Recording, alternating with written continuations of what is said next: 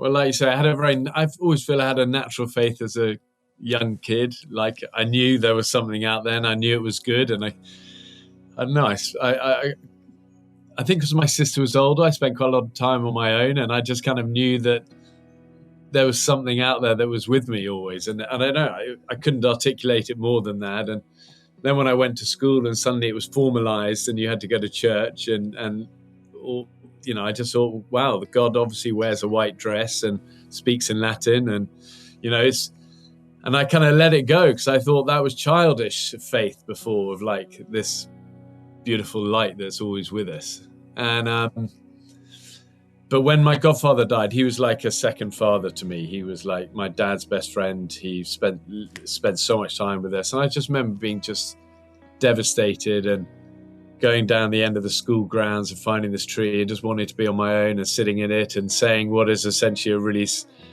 I mean, it's a prayer, but it doesn't sound like a prayer. But I just said, God, please be with me.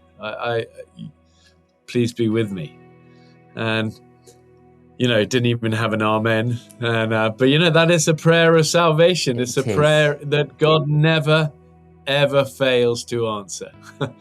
And nothing dramatic happened, but, you know, little things began to, it's like small acorns, big oak trees grow, you know, and things began to happen.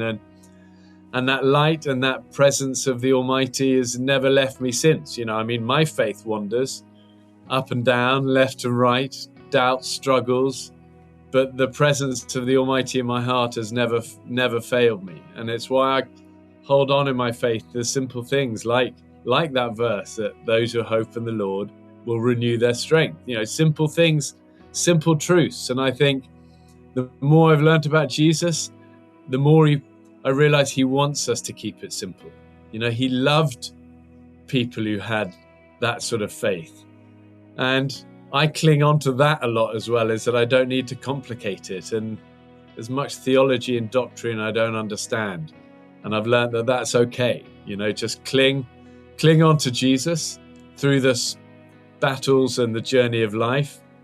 And, you know, that's how I choose to live my life.